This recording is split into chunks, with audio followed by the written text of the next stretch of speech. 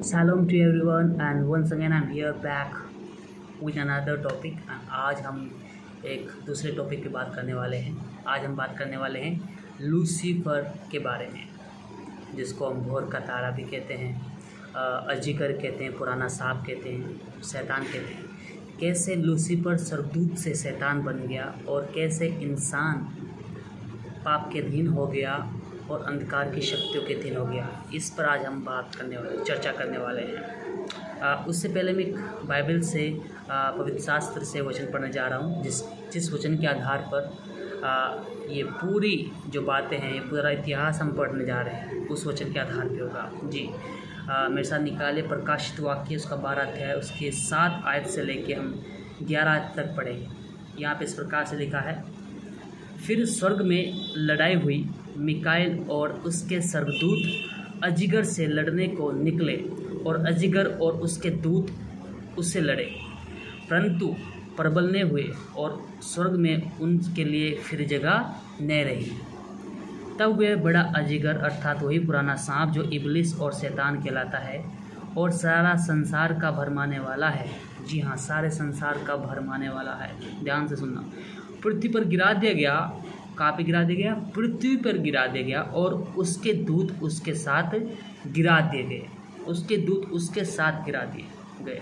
फिर मैंने स्वर्ग में से यह बड़ा शब्द आते सुना, अब हमारे परमेश्वर का उद्धार और सामर्थ और राज्य और उसके मसीह का अधिकार प्रकट हुआ है, क्योंकि हमारे भाइयों पर दोष लगाने वाला जो रात दिन हमारे परमेश्वर के सामने उन पर दोष लगाया करता था, गिरा दिया गया है। वे मेमने के लहू के कारण और अपनी गवाही के वचन के कारण उस पर जयवंत हुआ और उन्होंने अपने प्राण को प्रिय न जाना, यहाँ तक कि मृत्यु भी सह ली। आमीन।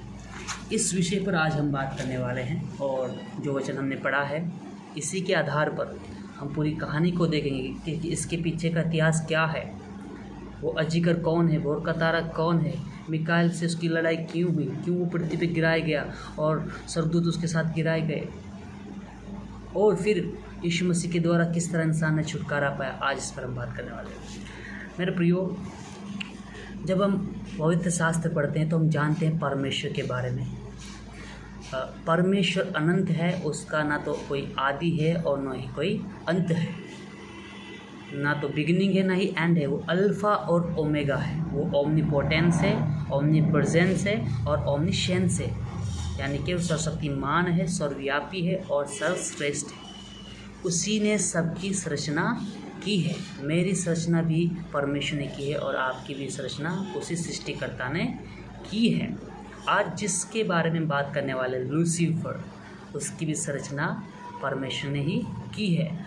पवित्र शास्त्र बताता है कि स्वर्ग में 3 मुख्य दूतों को परमेश्वर ने बनाया था, जो अपने पास थे। बहुत सारे स्वर्गदूत थे, लेकिन उनमें जो मुख्य थे, जो सर्वश्रेष्ठ थे, वो 3 थे। एक का नाम मिकाएल था, जो कि परमेश्वर की सेना का प्रधान था। दूसरा गब्राएल था, जो संदेश वाहक था, जो परमेश्वर का संदेश मनुष्य तक पहुंचाता था, जैसे कि हम यीशु मसीह के पैदा होने के समय देखते हैं और यूहन्ना बपतिस्मा देने वाले के समय देखते हैं और अन्य जो बाइबल में नायक है उनके समय पे देखते हैं, तो वो संदेश वाहक था। और तीसरे नंबर पे जो आता है वो है इब्लिस, लूसीफर, जिसको भी परमेश्वर ने सर्जा था। और पवित्र शास्त्र हमें बताता है कि लूसीफर एक ऐसा जीव था, ऐसा एक स्वर्गदूत था जो सबसे सुंदर और सबसे बुद्धिमान था। जब यशा आप 14 अध्याय पढ़ोगे और यहेजकेल उसका 28 अध्याय अगर आप पढ़ोगे तो वहाँ पे बताया गया है, उसके बारे में लिखा है। इसके बारे में लिखा है, स्वर्गदूत के बारे में इस प्रकार से लिखा है, परमेश्वर युवा यूँ कहता है, तू तो उत्तम से भी उत्तम है, तू बुद्धि से भरपूर और स्वर्ग सुंदर है, तू परमेश्वर की अदल नामक बारी में था, तेरे पास आभूषण, मणिक, पदराग, हीरा, फिरोजा, सुलेमानी मणि, ये सब नीलमणि, मंदरक और लाल सभी भांति के मणि और सोने के पहरावे थे। तेरे ढप और बांसुरियाँ तुझ में बनाई गई थी। जिस दिन तू सर्जा गया था उसी दिन वे भी तैयार की गई थी। हालेलुया। ये था पूरा तेजस्वी रूप उस इब्लिस का, लूसीफर का।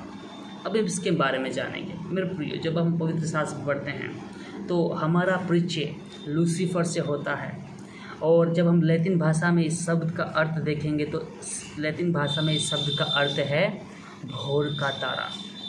हर भाषा में लूसीफर को एक चमकता, तेजस्वी और गौरवपूर्ण जीव के रूप में चित्रित किया गया है।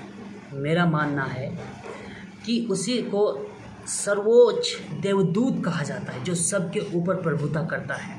इंग्लिश में एक शब्द है आर्च बिशप, जिसका इस्तेमाल यानी कि होता है कि जो सबके ऊपर प्रभुता करता है। यानी कि जो इब्लिस था वो सर्वश्रेष्ठ दूत था, जो बाकी देवदूतों पर प्रभुता करता था। हालेलुया। फिर क्या हुआ, लेकिन आगे हम देखते हैं कि उसने परमेश्वर से बलवा किया। लूसीफर से एक बड़ी भूल हो गई। वो अपनी महिमा में इतना मगन हो गया कि अपने आप को परमेश्वर के तुल्य बनाने की कोशिश में लग गया, और अपने ही सृष्टिकर्ता के विरुद्ध उसने क्या किया, पाप किया। वह इस कोशिश में लग गया कि मैं परमेश्वर के तुल्य हो जाऊं, जबकि वो परमेश्वर के हाथों की बनाई हुई सृष्टि थी। परमेश्वर के मुंह से जो निकले शब्द की बनी हुई सृष्टि थी, वो चाहता था कि मैं परमेश्वर के तुल्य हो जाऊं। है, लेकिन अगर आप यीशु मसीह से इसकी तुलना करो मेरे प्रियो, अगर आप फिलिपियोस का 2 अध्याय पढ़ेंगे, उसकी 6 आयत में इस प्रकार से लिखा है यीशु मसीह के बारे में, जिसने परमेश्वर के स्वरूप में होकर भी परमेश्वर के तुल्य होने को अपने आप में वश में रखने की वस्तु ने समझा, परंतु यहाँ तक दीन हो गया कि क्रूस की मृत्यु भी सह ली। देखो कितनी भिन्नता है, कितनी अलगताव है इसके अंदर।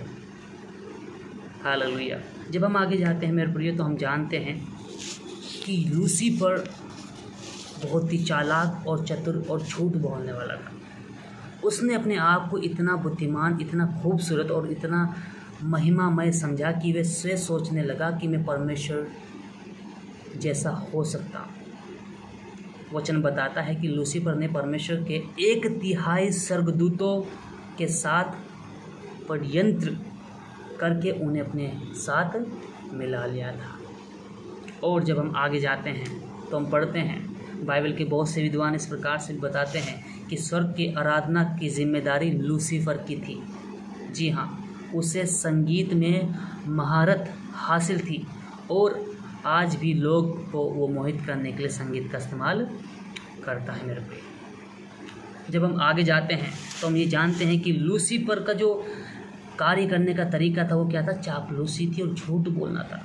उसने बाकी सभी दूतों को भरमाया और उनसे कहा, क्या तुम नहीं लगा कि मैं परमेश्वर से बेहतर शासक साबित होऊंगा, और ये भी जान लो कि वास्तव में परमेश्वर तुम्हारी सराहना नहीं करता। यदि तुम मेरे साथ रहोगे तो तुम्हारे वर्तमान स्थान कहीं ऊंचा स्थान हो जाएगा।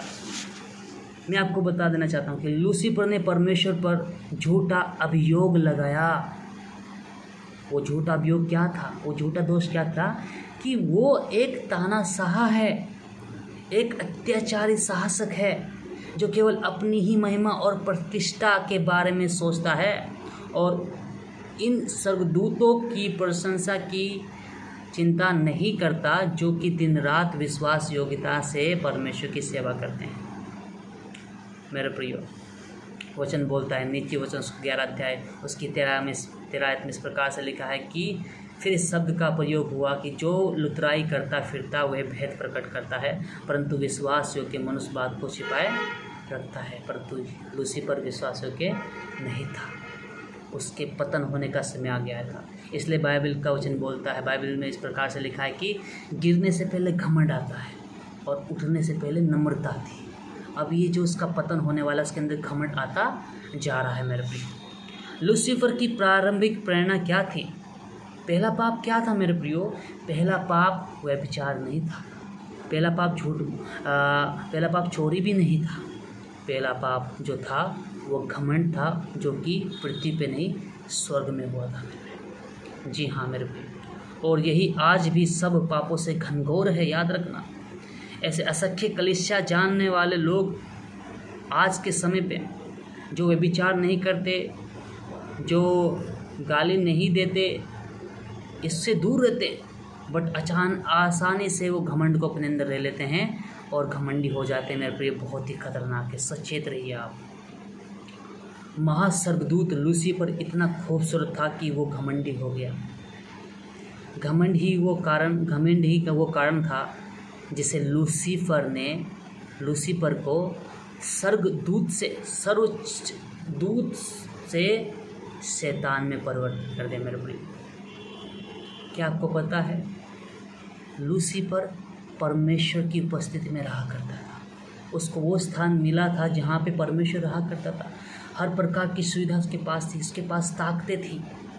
जब वो उड़ता था तो उसके पक्कों से वीणा बजती थी, हर प्रकार के साज बजते थे। आप ये एजिकेल उसका 28 पढ़िएगा, आप ये साज का 14 अध्याय पढ़िएगा। वो बहुत ही प्रख्यात था आपको था। और इस प्रकार से लिखा गया है, लूसीफर स्वर्ग में परमेश्वर के पवित्र स्थान का जिम्मेदार था। वो आराधना का नेतृत्व करता था। वो एक देवदूत था जो उस स्थान को ढांपे हुए था जहां परमेश्वर की मौजूदगी प्रकट होती थी। वो संगीत के लिए जिम्मेदार था। वो एक कलाकार था, वो काफ़ी निपुण था। लेकिन फिर उसने विद्रोह किया और उसका पतन हो गया। अगर आप 28 एजिकल 28 उसका 18 पढ़ोगे तो वहाँ पे इस प्रकार से लिखा कि उसके अधर्म के कारण पवित्र स्थान क्या हो गया, अपवित्र हो गया, नापाक हो गया। जी हाँ मेरे प्रिय, जब हम घमंड करते हैं, आप अच्छे हो जो व्यभिचार से दूर रहते हो, आप अच्छे हो जो गलत काम नहीं करते, आप अच्छे जो बुद्ध प्रस्ती नहीं करते। लेकिन उससे भी खतरनाक जो पाप है मेरे प्रिय, वो घमंड है। और घमंड एक ऐसा पाप है जो आपके अंदर आसानी से आ सकता है। याद रखना, मैं और आप कुछ भी नहीं है। लूसीफर बहुत ही प्रख्यात था, सब सुंदर था, उसके जैसा बुद्धिमान सुंदर कोई नहीं था। और वो स्वर्ग में रहा करता था जहाँ पे परमेश्वर की उपस्थिति उसके साथ, परमेश्वर के हर समय उसको देखता था। उसने घमंड किया और उसको परमेश्वर ने उसको और एक क्या ही जो स्वर्गदूत उसके साथ विद्रोह कर रहे थे परमेश्वर का, जो बोल रहे थे कि परमेश्वर तानाशाह है, वो अत्याचारी परमेश्वर है, केवल अपनी महिमा चाहता है, लेकिन उनकी कोई परवाह नहीं करता, जो दिन रात विश्वास योग्यता से परमेश्वर की सेवा करते हैं। हाँ मेरे प्रिय, तब परमेश्वर ने एक क्या स्वर्गदूतों के साथ उसको वहाँ से पृथ्वी पर गिरा दिया, जो कि हम प्रकाशित वाक्य उसके 12 अध्याय उसके 7 से 11 आयत में पढ़ते हैं। तब तक पृथ्वी बेडौल थी मेरे प्रिय, सुनसान थी। तब परमेश्वर की योजना कुछ और थी शैतान के विरुद्ध में। जब हम उत्पत्ति 1 अध्याय पढ़ते तो हम देखते हैं कि परमेश्वर ने फिर सृष्टि की, रचना की, शब्द बोला और हो गया।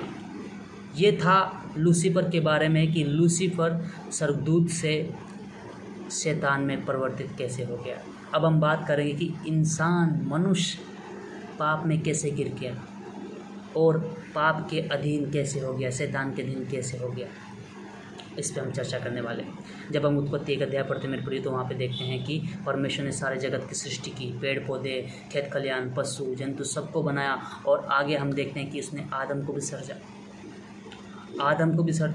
जब आप उत्पत्ति 2 अध्याय के 7 आयत पढ़ते हैं तो वहाँ पे और इस प्रकार से लिखा है कि और यहोवा परमेश्वर ने आदम को भूमि की मिट्टी से रचा और उसके नथनों में जीवन का सांस फूंक दिया और वे आदम जीवित प्राणी बन गया। यहाँ पे एक बात मैं आपको बोलूँगा, ध्यान से पूर्वक सुनना मेरे प्रियो। आदम को परमेश्वर ने मिट्टी से बना था, उसका शरीर जो था मिट्टी का था, लेकिन उसके नथनों में सांस फूंकी, यानी कि अपनी आत्मा परमेश्वर ने आदम को दिया। हालेलुया। इसलिए मरने के बाद क्या होता है कि हमारा जो शरीर है, हमारा जो देह है, वो मिट्टी में मिल जाती है और जो परमेश्वर का आत्मा है वो परमेश्वर अपने पास ले लेता है। लेकिन पहले से याद रखना कि शैतान वहाँ पे गिरा दिया गया था, उसके दूत उसके साथ गिरा दिए गए थे। और अब वह चाहता है कि जिस तरह वो नरक के लिए बना है, अब वो परमेश्वर की जो सबसे सुंदर सृष्टि बनी है वो आदम है, उसको भी पाप करने में मजबूर करे। मेरे प्रियो, जिस चीज़ से शैतान का पतन हुआ था वही लालच उसने हवा को दिया और वही घमंड वो चाहता था कि आदम के अंदर हो। उनसे जब सवाल जवाब किया, आप सब जानते हैं कि हवा से सवाल जवाब किया, उसने उनकी बात, परमेश्वर की बातों पे शंका के जवाब किए कि क्या परमेश्वर ने सच में बोला है, क्या सच में परमेश्वर बोला है। लेकिन वो जानता था कि अगर ये फल खाओगे आप ज्ञानवान हो जाओगे और परमेश्वर के तुल्य हो जाओगे। उसने चाहा कि इनका भी, दोनों का भी पतन हो जाए मेरे प्रियो। तब हम देखते हैं कि वह हवा के पास आता है और उससे वार्तालाप करता है, पाप हो जाता है और दोनों का पतन हो जाता है। लेकिन परमेश्वर ने अब भी आदम और हवा को अकेला नहीं छोड़ा। उनके लिए एक अद्भुत योजना बनाई है कि मनुष्य के पास अब ये क्षमता है कि वो परमेश्वर के साथ दोहरा संबंध रख सके अपनी आत्मा के द्वारा, जो परमेश्वर की ओर से है। मनुष्य का परमेश्वर के साथ संबंध है, लेकिन अपने शरीर के द्वारा जो प्रकृति से आया है, मनुष्य का संबंध संसार से है। जी हाँ, आत्मा जो परमेश्वर ने दी है उसका संबंध आत्मा के द्वारा परमेश्वर की आत्मा से है, लेकिन जो शरीर हम पर है उसका संबंध संसारिक चीज़ों से है। इसलिए हम जब बाइबल पढ़ते हैं तो हम देखते हैं कि शरीर के जो काम प्रकट है वह विचार, गंदे काम, लूचपन, लल कीड़ा है और झूठ बोलना, लेकिन आत्मा का प्रकट क्या है। गलातियों के 5 अध्याय में लिखा है कि आत्मा के फल प्रेम, धीरज, शांति, भलाई, ये सब परमेश्वर की ओर से मेरे प्रियो। हम देखते हैं कि शैतान ने इंसान का भी पतन कैसे किया, जवाबी आक्रमण के द्वारा। जी हाँ, उसके अंदर भी उसने घमंड लाया और ताकि उसका भी क्या हो जाए, पतन हो जाए। जी हाँ, अनाज्ञाकारी इसको बना दिया। शैतान ने अनाज्ञाकारी इसको बना दिया जिस तरह वो अनाज्ञाकारी खुद था। और इस तरह क्या हुआ, उसने जो सृष्टि की हाकिम बन गया था शैतान ने, और उसके साथ जो एक क्या स्वर्गदूत थे उसके चेले चपाटों ने पाप करवा के उन पर अपना अधिकार दिया। और अनाज्ञाकारी की वजह से आपको बताऊं, पीढ़ी दर पीढ़ी पाप खून के द्वारा हर एक पीढ़ी में चला गया। जी हाँ, हम सब ने पाप किया है। वचन बोलता है कि रोमियो 3:23, सब ने पाप किया है और परमेश्वर की महिमा से रहित है। और आज भी सब लोग अंधे हैं मेरे प्रिय। सब लोग जान कर भी नहीं जान पा रहे। इसलिए परमेश्वर का वचन कहता है यशायाह के पास भी गया कि जा उनके मन को मोटा कर, उनके कान को भारी कर, उनकी आंखों को बंद कर। जी हाँ, इस प्रकार से क्या हुआ, इंसान, मनुष्य जो है शैतानी ताकत के अधीन हो गया और पाप के अधीन हो गया। जी हाँ मेरे प्रिय, लेकिन परमेश्वर की एक अद्भुत योजना है मेरे प्रिय। आगे परमेश्वर की योजना है। Hallelujah, praise God for that, praise God for that. परमेश्वर ने अब भी हमको अकेला नहीं छोड़ा। हम जानते हैं कि अनाज्ञाकारी होने के कारण आदम के पूरी जनरेशन में पाप फैल गया और आज हमारी पीढ़ी तक आ गया। लेकिन परमेश्वर ने एक अद्भुत योजना रखी और उस श्राप को जो हमारे ऊपर था, हमारे जनरेशन के ऊपर था, उसको तोड़ दिया और शैतान को हरा दिया मेरे प्रियो। और साम्राज्य जो शैतान का पृथ्वी पर है उसके बारे में भी हम चर्चा करेंगे। अगली वीडियो में इसके बारे में हम चर्चा करेंगे और किस तरह परमेश्वर ने शैतान को हराया और इंसान को फिर से इस पाप से आज़ाद करा दिया, उसके बारे में हम चर्चा करने वाले हैं मेरे प्रियो। आए हम सब प्रार्थना करें। प्रभु, हम आपका धन्यवाद देते हैं कि आपकी एक अद्भुत योजना हमारे जीवन में है। आपने सब कुछ संरचना की है। लूसीफर प्रभु जो एक बहुत ही सुंदर और बुद्धिमान जीव था, आपने उसकी सृष्टि की, लेकिन उसके मन में घमंड आने के कारण उसका पतन हो गया प्रभु, और उसने बहुतों को भरमाया। आदम के मन में भी जब पाप आया तो वो भी अनाज्ञाकारी होकर आपसे दूर हो गया। लेकिन आपकी योजना अद्भुत है प्रभु, आपने हमें तब भी नहीं छोड़ा परमेश्वर, और आपकी योजना हमारे संग बनी है। धन्यवाद उस योजना के लिए। मेरी प्रार्थना है कि हमारे मनों में घमंड ना आए प्रभु। आज चर्चों में, कलीसिया में प्रभु, आपके बच्चों के मन में यीशु मसीह, मैं जानता हूँ वो विचार नहीं करते, पाप नहीं करते, लेकिन घमंड उनके जीवन में आसानी से आ जाते हैं। उससे से दूर रखें, कहीं ऐसा ना हो उनका पतन हो जाए परमेश्वर। नम्रता के साथ जीवन जिए, क्योंकि वचन बोलता है कि गिरने से पहले घमंड आता है और उठने से पहले नम्रता आती है। नम्रता के साथ सबको आशीष करे, सबको ब्लेस करे और आपकी आत्मा हमें अगुवाई करे। पवित्र आत्मा, धन्यवाद परमेश्वर। प्रार्थना सुन यीशु मसीह के नाम से मांगते हैं, आमीन। God bless you.